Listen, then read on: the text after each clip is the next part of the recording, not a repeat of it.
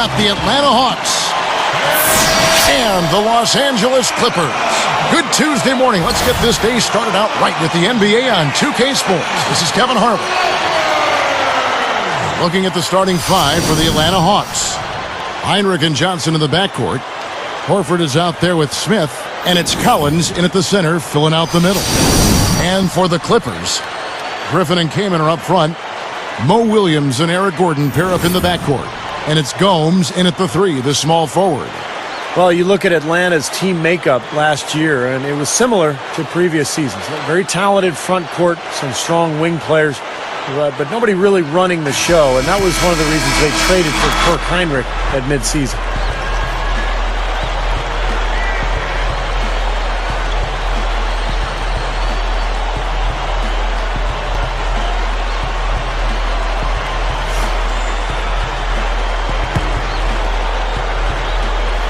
Shows Chris Paul, CP3. Right. I remember that. Yeah. And they went another direction. Earlier, Doris Burke spoke with head coach Larry Drew. And Doris, what'd you find out? A jump shot. And as we all know, sometimes the perimeter jumpers don't go in.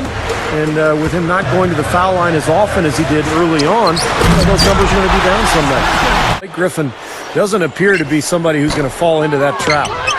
No good at the stripe this time. The second misses also. I think Blake Griffin has to be considered the best slashing and jumping big man in the NBA. And his ability to catch and dunk the ball in the lane is second to none. Blake Griffin, 2 shots.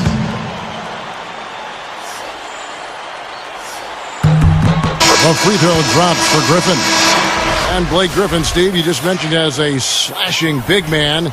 He's an impressive ball handler, Clark, too. Really highly skilled in that area. I mean, it's impressive to watch him go rack to rack. I mean, he'll rebound it and take it himself. You combine that with his strength and athleticism. I mean, in the open court, he's borderline illegal.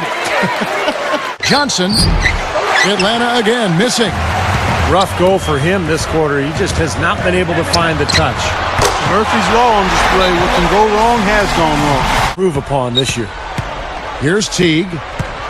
Kicks to Smith. And stolen by Williams. All alone. Throws down the breakaway jam. The Cinderella playoff team if they were in the East. I mean, with that 23-18 home record. The West has so much talent. From top to bottom, it's on display every night. Now here's Williams. Josh Smith unable to get his shot to go. With the fadeaway. And the Clippers getting another bucket right there. The three. Another miss by Johnson. Vinny Del Negro didn't have an easy go of it leading the way for... Oh! That should be absolutely illegal. You give him an opening like that one, he'll take advantage. Great looking transition that time, guys. Subbed in for Josh Smith. Knocks it loose. I'm not sure what they're thinking offensively. Poor decision on that. If you're a great team, you're probably not going to win the majority of your road games. And that one goes in as he is fouled. It'll be 3 points if he converts at the line. First personal foul, team's turn.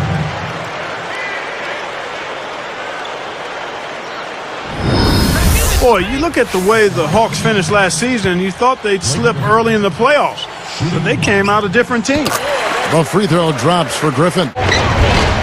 Rebounded by Kaman. Kaman's got 3 rebounds now in this one. Gordon. Good, and it's Williams who picks up the assist.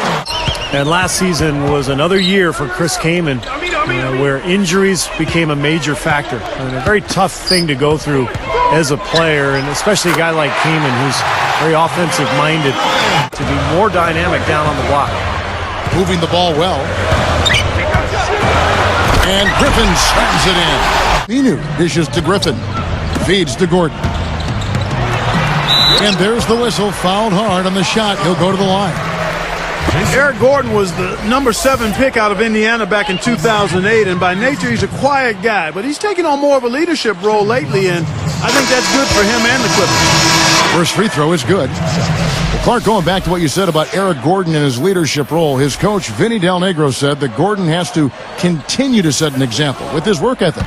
But, Steve, there are still some weaknesses to his game. Yeah, I think so. I mean, I think Gordon could develop better as a defender, both individually and as a team defender. Side, can't get it to go. And the Clippers the other way now. They've led by as many as 11 points. And there's Eric Gordon. Perhaps the most hype and yes. closing in on maybe as popular as Kobe Bryant in some circles. He's something else. Yeah, he's special to watch. A nice shot by Jordan. A great effort. Way to work it up quick. That's a nice break. Here's Gordon. And another three for the Clippers. There's Crawford with the three. Gordon with the defensive effort. And they're running. Up high to stuff the alley-oop. Boy, how about the touch on that pass? Lobbed it up there nice and soft, feathery. Yeah, looked like it made Steve for a pretty easy catch. Well, the pass may have been soft, but It's a little bit unexpected there. yeah, that's the kind of aggression he needs to have on a daily basis. Here's Griffin. Oh!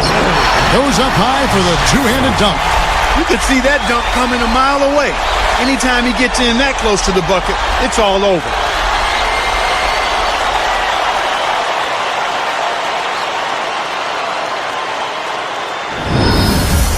He shot 52% from beyond the three-point line, about 6 free throws per game. He put on a real show offensively. He was fantastic.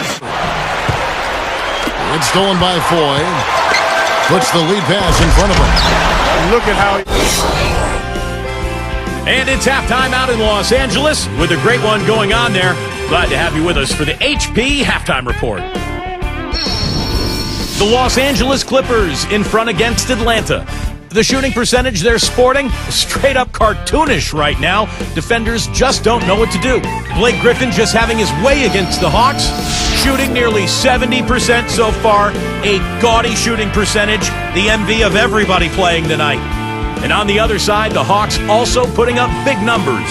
They've been active defensively, steals, deflections, jumping into passing lanes, forcing miscues. We've seen Jamal Crawford having a superb game. He's got 13 points, and he's taking care of business on the defensive end of the floor, too. Now we have a look at the two players leading the charge for their teams in the scoring department. And now we'll send you back to Staples Center for the start of the second half.